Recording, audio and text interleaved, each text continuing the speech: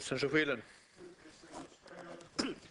Look, I'm calling on the Leader to facilitate the Senate at the earliest juncture with a full Shannon debate here on the Hiqa report on Portlaoise General Hospital. This has not just got to do with Portlaoise, it has ramifications for our health services and all our regional hospitals the length and breadth of the country. I don't know if any hospital could bear up or hold up to the forensic scrutiny that has been brought to bear on Portlaoise. It is an important report. It is a seminal report. In fact, Hiqa said it is probably one of the most significant reports they have ever conducted. However, it need not have happened that we had such a report, because in 2006, the nursing staff, the frontline staff in Portlaoise Hospital, wrote to the then Minister for Health, imploring him to intervene, pointing out that if the hospital wasn't adequately staffed and resourced, there would be consequences and terrible tragedies to follow. Unfortunately, they were proven correct. Unfortunately, their pleas fell on deaf ears. What we need now is to make sure this never happens again.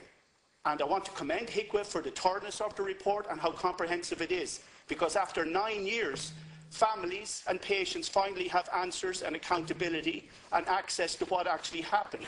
And they should never have been treated in this way.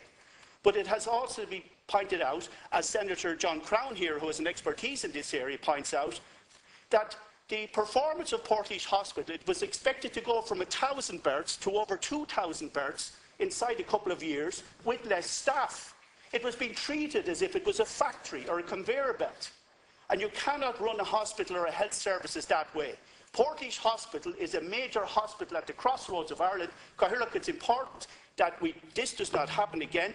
And today we have the astonishing intervention of the Association of Emergency Medicine calling for the closure and downgrading of the A&E in Portlaoise Hospital. This is absurd. You do not solve a problem by creating a bigger problem. If the A&E in Portlaoise is deemed to be unsafe, you solve it by making it safe and resourcing it with proper staffing levels and proper resources. So, I do implore the Leader at the earliest juncture to have the Minister for Health, Leo Varadkar, who has intervened robustly in this matter. I commend him for his actions, but we need to debate this and tease out the consequences. Thank you.